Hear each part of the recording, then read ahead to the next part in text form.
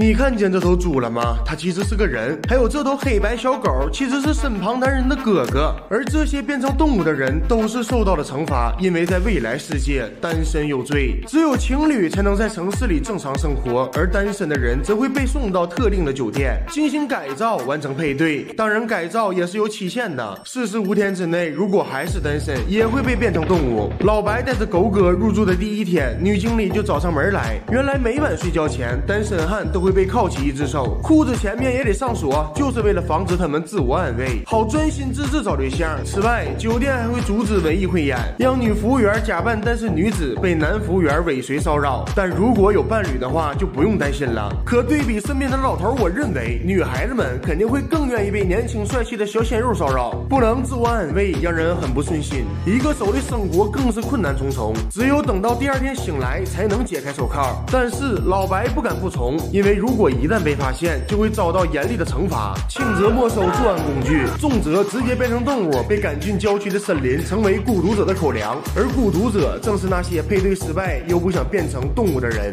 他们痛恨恋爱，只需单身贵族躲在森林中生活，信仰不同注定会造就杀戮。酒店方规定，每猎杀一个孤独者就会延长配对期限1天。不过男主老白是个心肠软弱的人，他可没胆子杀人，每次都是空手而归。眼看期限来临，他开始慌了，于是在一个舞会上，他主动出击，邀请甜美妹子跳舞。可跳到一半，爱流鼻血的妹子突然犯病，白衬衣上鲜明的红色标志着两人极不合适，因为老白从不流鼻血。你别懵，听老弟解释，在未来世界，只有具有相同特点的人才能在一起，所以鼻血女孩的真命天子也必须是个爱流鼻血的人。老白不甘心呐，这么好的大妹子咋就得了这种怪病？而这边游泳的鼻血妹还真遇到了真命天子，男人没说几句话就流出了鼻血，这人老白认识呀，没听过他还流鼻血呀。老白朝他询问，男人没有说话，而是用行动做出解释。兄弟，你真够狠丝儿的啊！老白服了，但同时他也悟了，既然没有共同点，那我假装不也行吗？本着怕疼不流血的原则，他找到了冷漠姐。大姐是个硬茬的，面冷心也冷，扑克脸外加铁子心肠，那不知让多少男人望而却步。这天约会时，大姐突然抽搐，晕倒在了水池里。老白像是个没事人一样，面无表情。过了一会儿，大姐醒了，原来这只是一个测试，老白通过了。大姐很满意，当晚就和老白为爱鼓掌。可是途中，老白因为兴奋没忍住，露出了享受的表情，这让大姐倍感怀疑。于是第二天一早，大姐踩死了狗哥，以此验证老白是真冷还是假冷。老白万万没想到，自己挑的对象倒是没让自己流血，但却害死了亲哥哥。他躲进厕所，控制不住哭出声来。大姐听见动静闯了进来，老白赶紧解释，但大姐根本不信，抬手就是一个单儿帖子，还要带老白去自首。即便这样会导致他也配对失败变成动物，但他也毫不在乎。冷漠姐是真冷漠，狠起来连自己都不放过。但老白可不像他这样疯，一个回手掏放倒大姐后，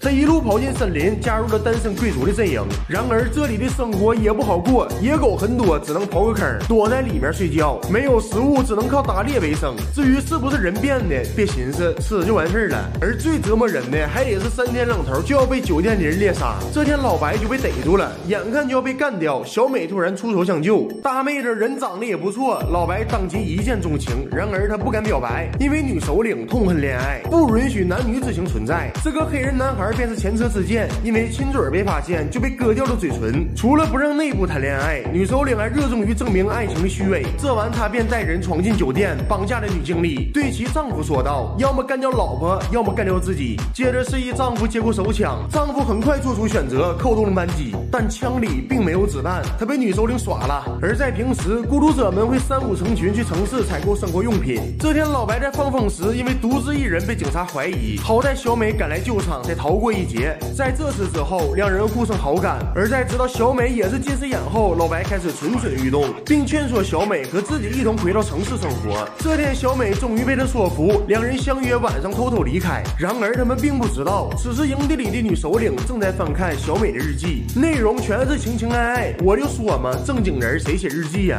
于是没等到晚上，首领就带小美来来到医院，骗的是做近视眼矫正手术，实则贿赂医生把小美弄成了瞎子。这下和小美的共同点没了，两人只能继续留在森林。但老白并没放弃，他一直在思考两人有没有新的共同点。几天后，他做了个大胆的决定，这晚趁着女首领熟睡，他刨开泥土，又引来几只野狗，之后带着小美逃走，来到城里的一家餐厅。用餐的间隙，老白望着失明的小美，鼓起勇气拿起刀叉，转身进入厕所，把刀口缓缓对准眼睛。影片到此就结束了。这部电影名叫《龙虾》。开头老白入住酒店时，经理问他，如果配对失败，你想变成什么？老白说龙虾，因为龙虾不仅生殖能力强，还能活100多年。